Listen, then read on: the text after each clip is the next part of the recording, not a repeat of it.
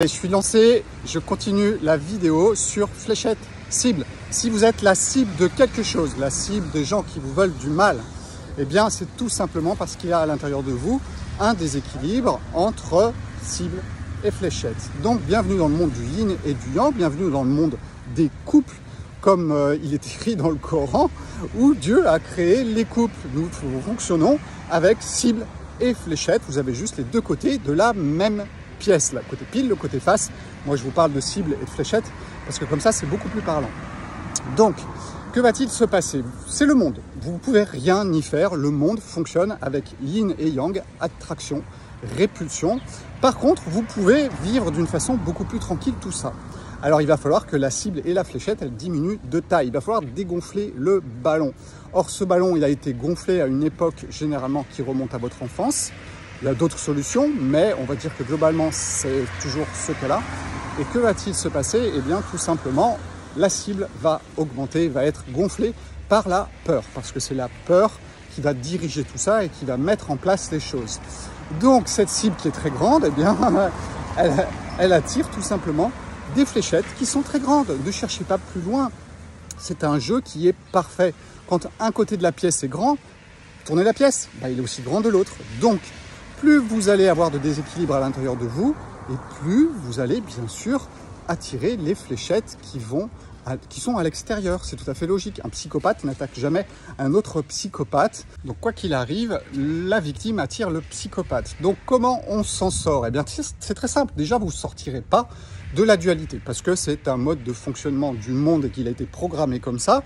Donc ça, c'est pas la peine de chercher à sortir de tout ça, vous aurez du mal. Seules quelques personnes peuvent y arriver, mais franchement, c'est pas la majorité des personnes. Donc il nous reste une solution, dégonfler les cibles. Ça, c'est possible, d'accord?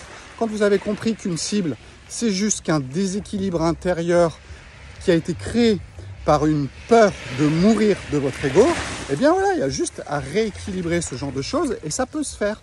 Rien que le fait de parler de tout ça, on est déjà en train de rééquilibrer les choses. Sortir de la caverne de Platon, c'est ça. C'est entrer dans la connaissance du monde et dans son mode de fonctionnement. Donc c'est déjà un début et vous êtes déjà en train de dégonfler le ballon de cible, si je peux dire. Et ensuite, il va falloir que ça aille un petit peu plus loin parce que c'est qu'un début.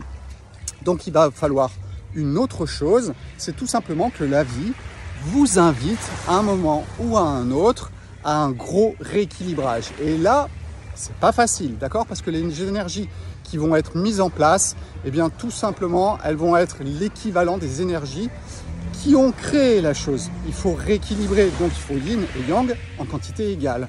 Donc voilà, tout ça, c'est la psychologie taoïste ou bouddhiste, parce que la psychologie bouddhiste n'est pas si loin que ça de ce mode d'information, mais c'est surtout la psychologie taoïste qui est basée sur la spontanéité. Voilà, sortez de la caverne, prenez le soleil et vous allez voir que le soleil vous éclaire.